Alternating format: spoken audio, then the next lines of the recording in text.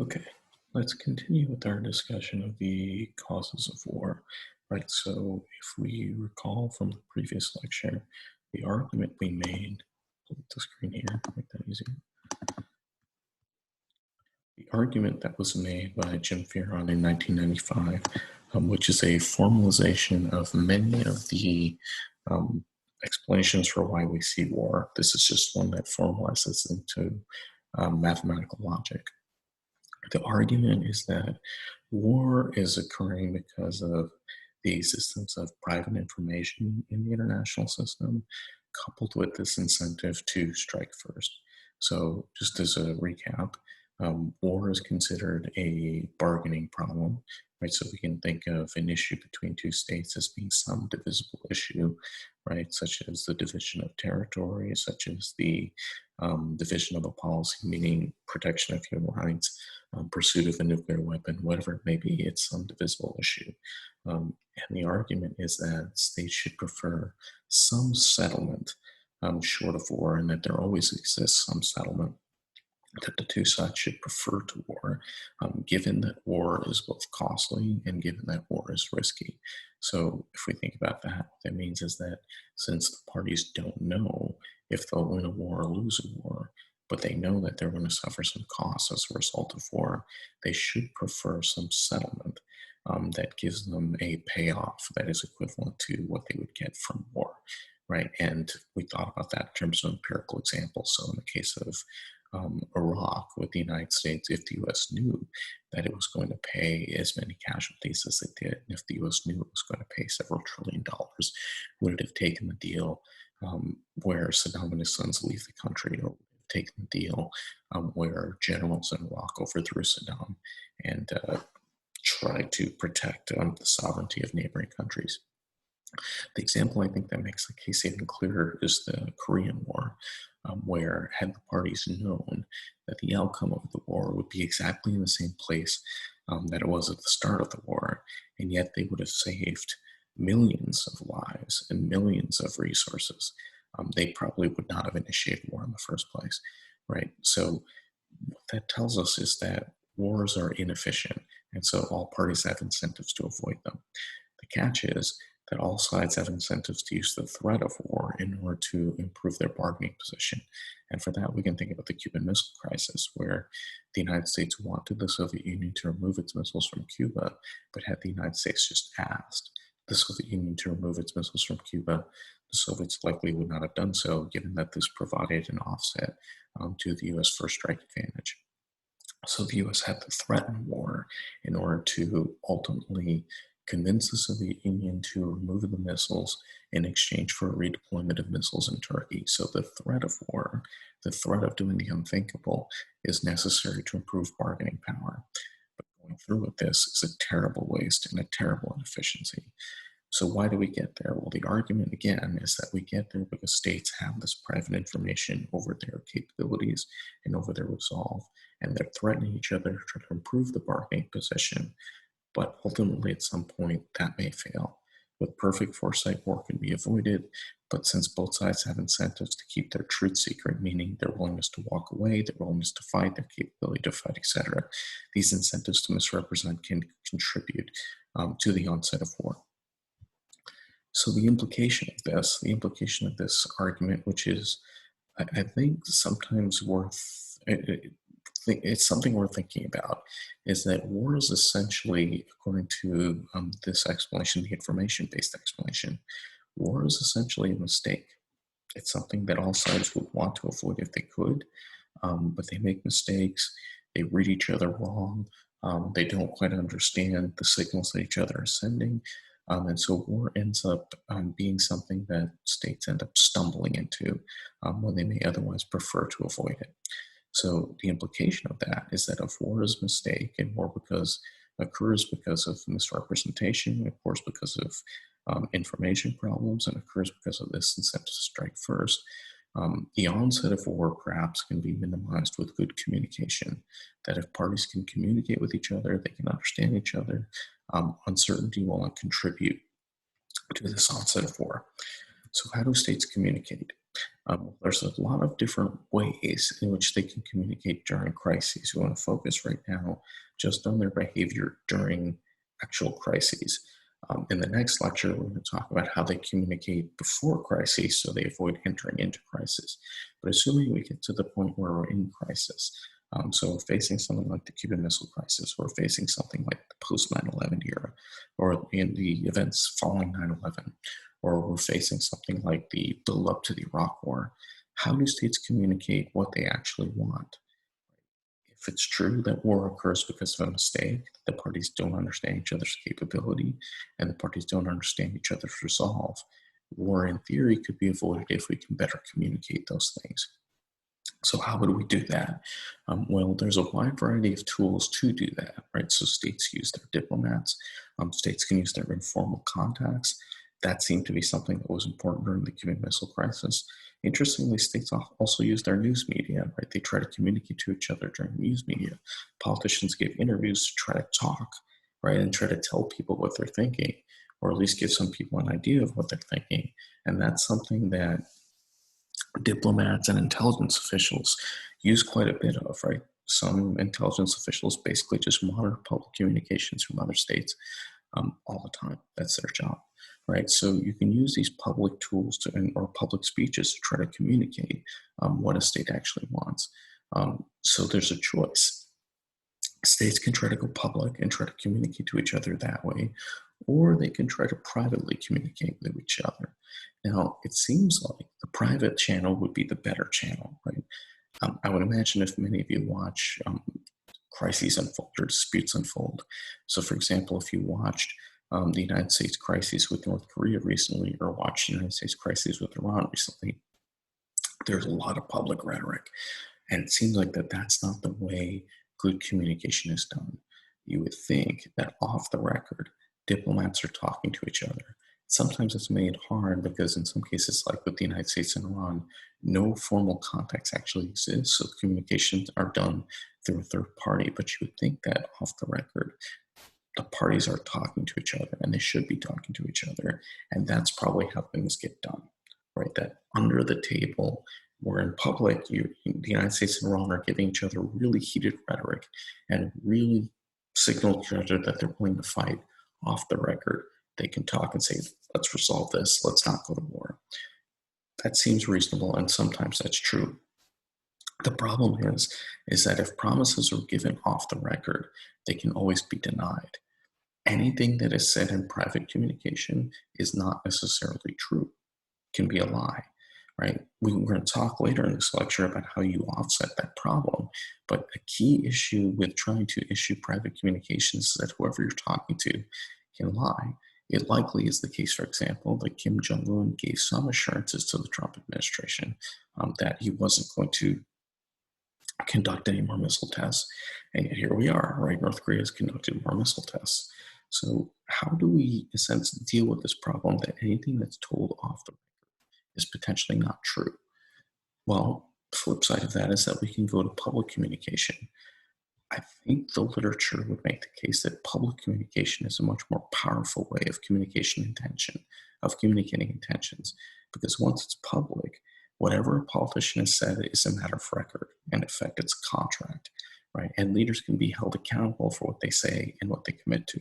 So if we think about it as an example of this, in the build-up to the first Gulf War, right, in the early 1990s, when Saddam Hussein invaded Kuwait and Iraq occupied Kuwait, President George Bush, the first President George Bush, publicly said, "This will not stand."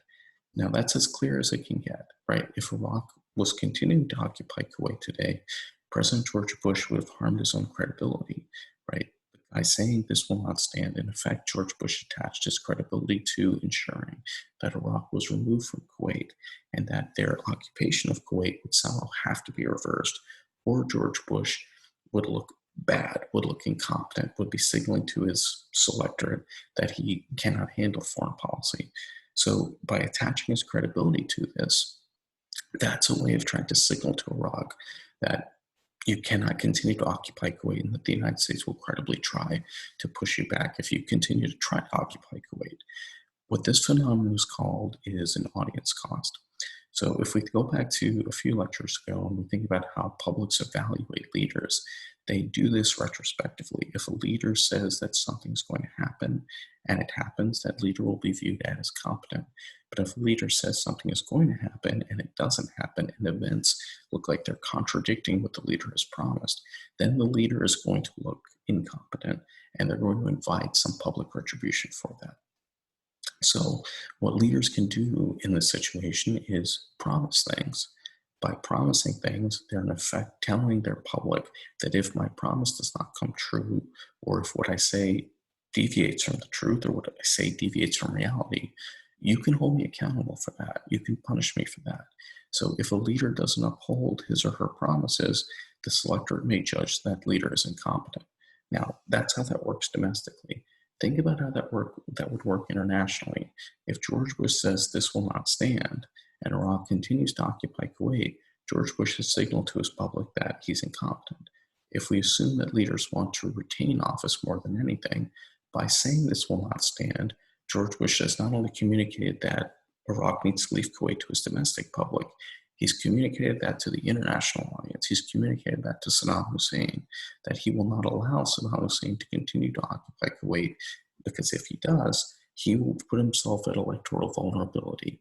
And keeping office is what George Bush wants more than anything. So by making himself electorally vulnerable, he's communicating to the external adversary about what the United States has to take, or what the United States has to get in bargaining. So if a leader makes public promises and doesn't deliver, the leader will suffer some form of audience costs. Now, again, think about how this works. For a threat to be credible, not following through with the threat has to be more costly than following through. Audience costs make that happen. George Bush says this will not stand. If he does not follow through with that, if he does not compel Iraq to leave Kuwait in some way, he will look incompetent. Right? And so if a leader binds themselves to getting all of these gains in bargaining and then does not, they may have trouble staying in power. Now, this is actually a tactic that's used in other forms of negotiation. So if we think about negotiation for cars like we did previously, one thing I might do when negotiating for a car is to tell the dealer, look, I would love to give you more for this car, but if I do, my spouse will punish me. Right? My spouse will say, you got a bad deal and I'll look bad. So I can't. What I'm doing is I'm telling the dealer that I have to get a better deal or I'll be punished. Think about that, how that translates into international politics. What George Bush is telling Saddam Hussein in that instance is that you can't stay in Kuwait because if you do, I will be punished by my domestic audience. And my priority, my first priority is to make sure that I'm not.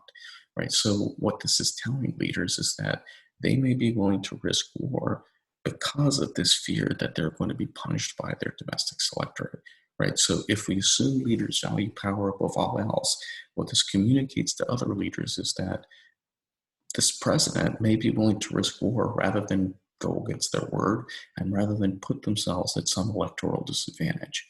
This again is where democracies actually do fairly well in international politics, because democracy seemingly can generate more audience costs. Let's go back to the example of this will not stand. By saying that, Bush committed himself to ensuring that Iraq left Kuwait. Right? There was no deal possible anymore where Iraq could stay in Kuwait. Go back to the bargaining model. There's an infinite number of deals that the parties could prefer to going to war, and there always should be some deal that the parties should prefer to going to war. Given that, Saddam Hussein might have thought, well, George Bush is not actually going to exercise the outside option and fight me. But when George Bush says this will not stand, George Bush basically tells Saddam Hussein, yes, I intend to fight you if you don't get out of Kuwait. Because if you stay in Kuwait, I'm going to be electorally vulnerable. I'm going to be punished. George Bush at that point is expected to deliver on his promises, because if he doesn't, the entire electorate will know that he's incompetent. If he actually was competent, he wouldn't have said that such a thing. He wouldn't have promised such a thing. So the goal of this is to make this promise, escalate this rhetoric with the intention of communicating to an adversary and with the intention of telling the adversary, you need to give me at least this much in bargaining. Otherwise, we're going to end up in war. Now, when Saddam interprets the signal, he knows that Bush has put his credibility on the line. He knows that Bush will be punished politically for failing to deliver. And therefore, if Bush wants to stay in power, once Saddam Hussein hears this rhetoric, he should understand that Bush needs an Iraqi withdrawal. The problem is, Saddam also put his credibility on the line. And if he invades Kuwait and suddenly withdraws, he also will look incompetent. So this is a situation where, because of escalating rhetoric, the two sides may bind themselves into war. So think about how this process works. If you escalate the rhetoric, there's a chance your adversary will understand that and back away. But there's also a chance that your adversary will also escalate the rhetoric, and because both sides are escalating the rhetoric, they in effect tie the knot of war. So that's one possibility. The other possibility is that this is more of a confusing signal from autocracies, right? When democracies send a signal, it's fairly clear. There's a voting public that can punish them. There's a voting public that will judge them as incompetent. But when autocracies send the signal, who holds them accountable? Who punishes them? There's a minimal audience cost there, right? So for example, Mao Zedong would frequently say very, very escalatory things against the United States. But remember, if we go to the Korean War, MacArthur did not think anything that Mao Zedong was saying was credible, even though China communicated that it would not tolerate an American presence near the Yalu River. The Americans just didn't believe Mao Zedong. And why was that? Well, it's because Mao had said many, many things in the past. Some of them had been very, very over the top, right? And so because this is a confusing signal, because Mao had said many things and backed down in the past, autocrats' signals tend to be interpreted as cheap talk, tend to be interpreted as hot air, right? And so this is a problem for the United States, given that a whole bunch of their disputes are with autocratic governments. Now think about an example of this. Go to North Korea. Look at their history. Look at what they have said about the United States over and over again. They've repeatedly threatened to annihilate South Korea. They've repeatedly threatened to burn the entire world. They've repeatedly said that they have nuclear capability, they have the capability of hitting the United States. They say a whole lot of things, but they lie, right? And they can lie with impunity because there's no domestic cost to the regime in North Korea, to Kim Jong-un, to Kim Jong-il before him, for saying things that are lies. And because what they say are often lies, it's very difficult to take anything that they say seriously. It's very difficult to believe them. But if you don't believe them, there's a chance that they can use their considerable military capability, and one wrong step might lead into war. Point being, when an autocrat makes these signals, when an autocrat communicates information, it's very confusing. On the other hand, when George Bush says this will not stand, it tends to be a clearer signal.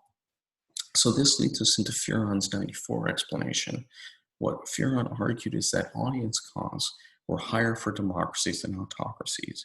A democratic leader can be punished by their public if they say something, if they promise something in foreign policy and don't deliver. An autocratic state, like North Korea, can say a whole bunch of things, but not necessarily deliver, and they won't be punished. Saddam Hussein can say this will be the mother of all battles and subsequently pull out of Kuwait. So it's more of a confusing signal for Saddam Hussein. So the point of this is that if a leader issues a threat and they're a democratic leader, it is likely credible. Democratic signals are clearer than those of autocratic signals.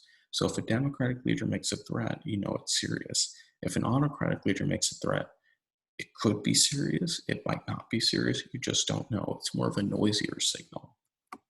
So let's think about how signaling might work. We have a crisis that begins on September 12, 2002, when George Bush demands that the UN take action against Iraq. Now, some background, the United States and Iraq had been basically engaging in armed hostilities in the no-fly zone, which was part of a deal that ended the first Gulf War. There were 2 no-fly zones over Iraq. There was basically hostile action between the United States and Iraq in these no-fly zones on a daily basis since December of 1998. And after 9/11, the United States claimed that Saddam Hussein might have been supporting terrorists and might have been willing to give terrorist weapons of mass destruction.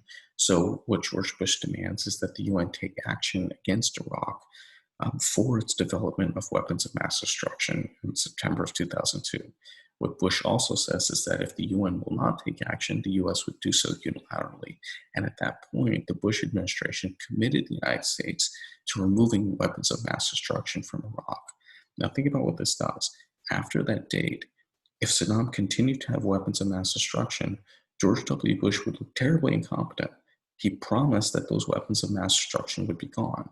But if they continued to stay there, he would look like he didn't know what he was doing in foreign policy or was failing to execute the policy. So at that point, Bush committed himself to removing the weapons of mass destruction.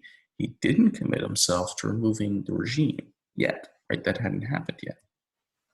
On October 11, 2002, the Senate and the House passed a joint resolution that authorized the use of force if weapons of mass destruction were not removed from Iraq.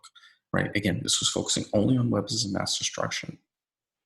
This resolution passed 296 to 133 in the House and 77 to 23 in the Senate. Nothing passes with those majorities anymore, right? So many Democrats crossed party lines in support of this, right? Which confirmed to Iraq, look, the United States is serious about trying to remove these weapons of mass destruction, and that's bipartisan. What's interesting here is that because Democrats had joined on here, if Bush did not remove the weapons of mass destruction, the Democrats would have said, we could have removed the weapons of mass destruction if we had our person in charge and our person was a president, right? So this is confirming the signal. This is indicating that there's going to be even greater costs if Bush does not remove the weapons of mass destruction.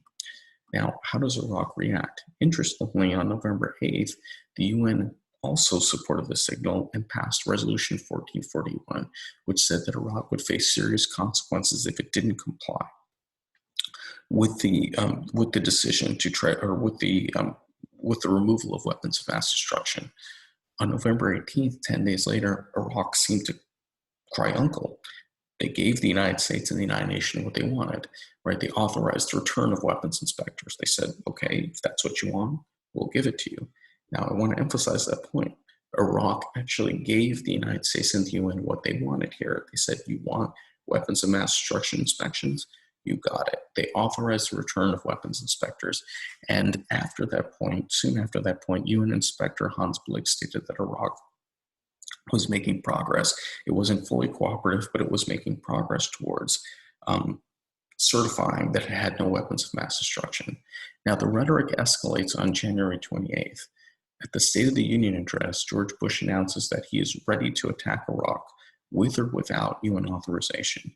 Now, this now binds George Bush into regime change. Now he's up the ante. It's no longer just about weapons of mass destruction. It's now about removing Saddam Hussein. The important thing here is that the rhetoric had escalated to a point now where there was no turning back. If you commit yourself to removing Saddam Hussein, there in effect is no deal that Saddam Hussein can agree to that would be short of war. Right? Saddam can't voluntarily give you everything. Presumably that might have been a possibility, but Saddam would have to imagine that there at least was some chance that the United States would fail its military operation, no matter how small. And so because George Bush's rhetoric effectively escalated to removing Saddam Hussein, there's no bargain possible, right? George Bush had basically removed all possibility of a deal. He couldn't settle for anything less than the destruction of Saddam Hussein and Saddam Hussein's Iraq at this point. So according to Fearon, the rhetoric had escalated so much that the US was now locked into conflict. And weirdly enough, after this point, every time it seemed like Iraq was not complying, the US seemed more satisfied. The US seemed dissatisfied when Hans Blix would say that Iraq was cooperating. Now that's weird because you, in theory, would think if the US really cared about weapons of mass destruction, the US would be happy to hear that Saddam Hussein was cooperating. But it was the opposite because the rhetoric had now escalated. This is the audience cost explanation in some ways at its finest, that because the US continued to escalate the rhetoric, because the crisis goes on, we get to a point where the US has to demand too much in the bargaining instance, in the bargaining setting, and no deal becomes possible. And this escalates even more after the Powell speech, right? So Colin Powell, when he came publicly before the UN and laid out the best evidence that the US has, it wasn't very good evidence, right? You couldn't convict anybody in court of law with that evidence. And Hans Blix, in fact, said that Iraq was continuing to make progress. The key thing here was that it was known that Colin Powell was not really interested in going to war with Iraq because Powell is a dove, and Powell is now convinced that war is the only option. That sends a persuasive signal that, look, maybe there is no deal possible. Maybe you can't cooperate with Saddam Hussein, because if he's no longer interested in peace, and he's the head of the State Department and supposed to be interested in peace, and he's known to be somebody that hates war, maybe there really is no deal possible. And then we get to our final hours. Bush escalates even more and says that Saddam needs to step down. Saddam and his sons need to step down from power. And Saddam seemingly was not interested in doing that. But before Saddam Hussein's 48 hours were over, the United States and the UK initiated an attack. They used their first strike advantage to attack Saddam Hussein. The point of this is that as we see bargaining, when we look at what's happening in this environment of uncertainty, the United States was using rhetoric to try to communicate to Saddam Hussein what it wanted. But the more you use rhetoric, the more it spills out of control. As the United States escalated its rhetoric, it got to a point where there was no deal possible anymore because the rhetoric had gone up so much that backing down at that point, settling for anything less than destruction of Iraq and the removal of Saddam Hussein no longer became politically possible. That's the heart of the audience cost explanation. Now, in the aftermath of this, it turns out that some of what Bush had said was not true. There were no weapons of mass destruction. That ends up harming the administration's credibility on all foreign policy issues. And I think significantly harmed their legacy. His approval, George Bush's approval, fell from significantly high levels after the war to lower levels to the point where he barely held off John Kerry in 2004. And had that election happened a few months later, or certainly into 2005, it looks like George Bush would have lost. Right at the time, 2004, he ends up winning the re-election. But given the damage to his credibility, if we look in 2005, 2006, it's very clear that had that election been held later, he would have lost, right? Especially after Hurricane Katrina, he definitely would have lost, right? And that's observable actually in the midterm elections of 2006. Now, we mentioned, right, one way to do this is to use rhetoric. But one danger of rhetoric is that it can quickly get out of control, right? The amount that the US would have to get in a bargaining settlement, given the statements that presidents are making, gets really, really high and really, really hot, really, really fast. So one way, an alternative way to try to communicate information is not to use rhetoric, but to use military mobilization to try to signal to leaders that the US has the assets in theater, that if it wanted to actually use war as an outside option, it can do that. One thing that military mobilization also does is it improves the payoff associated with war. So take, for example, in the first Gulf War, when Saddam Hussein invades Kuwait, the US really doesn't have a whole lot of assets there, right? But by sending the 82nd Airborne into Saudi Arabia, right, and then by gradually building US capabilities in the Gulf, at some point it becomes clear that the US capability to wage war and the probability the US will successfully win in a war is going up and up and up and up, right? So what mobilization and weapons testing, if you want to use that, what they do is they increase the ability of a state to prosecute war. Now, the downside of this is that when the US moves all of its assets into theater, it moves all of its assets into the Gulf, it can't maintain that military presence forever because doing so is costly, pulling people out of their jobs, mobilizing the National Guard, mobilizing reserves, all that pulls people out of the normal economy, puts them into theater, and is therefore creating a continuous cost to the United States. So at some point, that cost is going to get so high that the United States is going to be in a position to use it or lose it, right? It has to actually use its military or demobilize it. Once it demobilizes it, its ability to threaten other states is going to go down. So it temporarily increases its military capability by mobilizing, but that creates a situation where the US may have to either use it or lose it. So mobilization improves your probability of winning war, improves your probability of getting more in the bargaining setting. But if you don't get it immediately, you're going to have to wage war or you're going to lose all this ability to try to gain anything in bargaining. So let's look at an example of this from the flip side. In July 1990, right, Saddam Hussein is considering invading Kuwait, basically over debts, right, to try to get Kuwait to pay some of the debts or to repudiate some of the debts that he owed, that he had incurred from fighting Iran. So because he was interested in what the US reaction would be, he asked, right? And this is interesting. It's something that's not talked about as much. In July 1990, Saddam Hussein asked the US ambassador, April Glaspie, what the U.S. position was on Kuwait. He wanted to know, right, if he actually attacked Kuwait or got into a rivalry with Kuwait, what would the U.S. do? And April Glaspie told him, in his famous quote, that Kuwait is not associated with America. Saddam takes that and says, okay, right, what he was interested here is what the United States would do if he invaded. And April Glaspie's answer told him that the United States was not terribly interested in Kuwait. So he mobilizes, he puts his forces into theater, he puts his forces into Kuwait on August 2nd, 1990, and suddenly redeploys all over Kuwait, takes control of it. His military is mobilized, his capability to influence Kuwait goes up, and he uses it by invading Kuwait and puts his forces into theater and retrenches them, etc. But he soon learns that the U.S. actually did care about Kuwait's sovereignty, and he starts to hear the audience rhetoric coming from George Bush.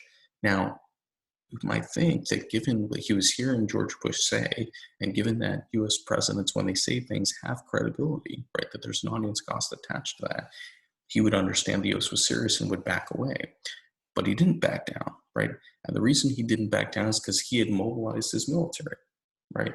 His military was at such a high level at that point that he's using it or losing it, right? If he pulls his military out, he has to give up all of Kuwait. But because his military is already there in Kuwait, entrenched, occupying the territory, he has an advantage, right? His military is a lot stronger than it would have been prior to the invasion of Kuwait.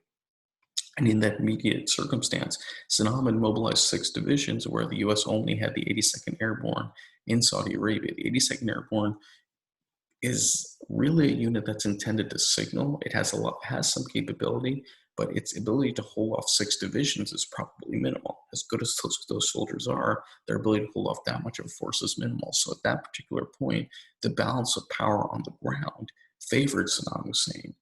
His mobilization had increased his boldness. Had the 82nd Airborne been deployed before Saddam Hussein entered into Kuwait, he may not have done it. But because he mobilized now and had 6 divisions in theater, the 82nd Airborne doesn't convince him to walk away. Right? So what we see here is mobilization increases the ability of a country, of a state, to prosecute war, and therefore makes them more intransigent in bargaining. Now, what this tells you is that in both cases, increasing your rhetoric and using military mobilization, both of those are costly signals. Both of those instances increase the probability of war. They communicate information, so in theory, they may decrease the probability that one side continues on with a crisis, but there's also some possibility they increase the probability of war. I want to say that again because that's not necessarily the clearest thing. Using something like audience cost, using something like military mobilization, both increase the probability of war and decrease the probability of war. They increase the rhetoric, right, which might lead you to war.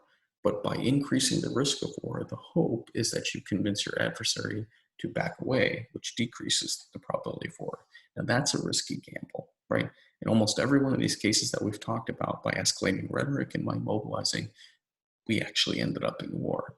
So I think one thing we can ask is there a way to communicate in crises short of these really costly signals?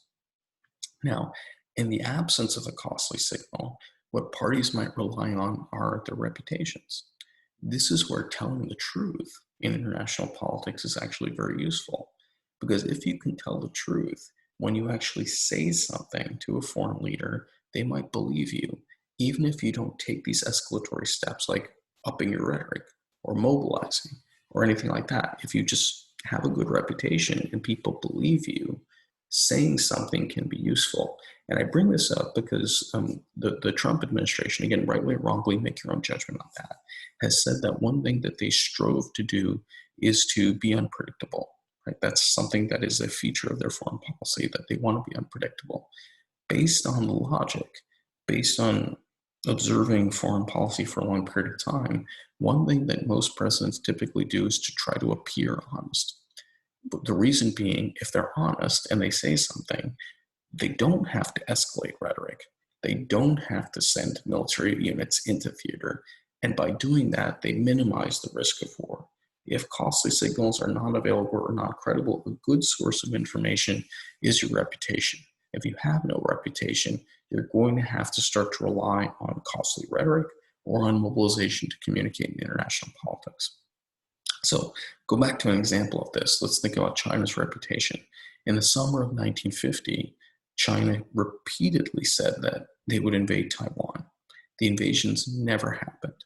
In the fall of 1950, right, as the United States had moved into North Korea, Mao warned that China would not accept the US takeover of North Korea. Now put yourself in MacArthur's shoes. MacArthur hears what Mao is saying, but Mao has repeatedly threatened to invade Taiwan in the past and never did it. What that would tell you is that Mao threatens a lot of things. What that also tells you is that Mao's an autocracy. He's not going to be punished for threatening a lot of things. Mao talks a lot. He says a lot of things. Most of the time, they don't come true. So why would you believe him? Right now, what that ended up doing is forcing China to actually enter into the war, which led to a decimation of the PLA. It also led to millions of Koreans dying and hundreds of thousands of Allied forces dying. So the fact that China lied all the time, the fact that Mao was not credible, and that there was no way to believe that he was credible, that ends up pushing China and the United States into a very costly war. Now, one thing you can ask is right now, again, what is the US reputation? I mentioned to you that the Trump administration, it is a feature, not a bug, that the United States is unpredictable. What that means is that if that's the reputation that the United States has, whenever the Trump administration says something on the international stage, it's very hard to know, are they speaking the truth or are they not? Now, if you think about what the effect of that is short term, the fact that Trump is unpredictable might deter a whole lot of states from getting into crises with the United States. You just don't know where this is going to go. There's some possibility it may escalate, and because of that uncertainty, you may avoid getting into crises altogether. But long term, if the reputation of the United States is compromised and the ability of the United States to communicate properly is compromised, the US is going to have to rely on different tools when it gets into crises. And those tools, like mobilization or like upping the rhetoric, that can increase the probability of war. And because the United States can't just say something and avoid war, you may end up in a situation like Mao ended up, where we stumble into war, even though all sides prefer to avoid it because the two sides cannot credibly communicate. Okay, and that's something to think about and chew on, right? Because there's two sides to it. You want to think about whether or not this is good or bad. Traditionally, most American leaders have valued reputation and have valued being predictable. Part of the reason for that it doesn't just hold on what they're doing in crises. What it also is an attempt to do is try to stave off crises. An argument for the United States being predictable is that if you know that if you set off a nuclear weapon, the United States is going to escalate a crisis, you don't do that, right? And so we want to talk about that form of extended deterrence next time. Right now, we've been talking about immediate deterrence. What does the United States do when it's in crisis? What we want to do is to try to think about what steps can the United States take to minimize uncertainty so that we don't see crises materialize, so that the United States deters crises from taking place. So we will do that starting the next lecture. Tomorrow we'll also talk about this other causal mechanism behind war, this other explanation for war, which is something called the commitment problem, and more specifically, the dynamic commitment problem, which relies on change. So we'll talk about extended deterrence and dynamic commitment problems tomorrow.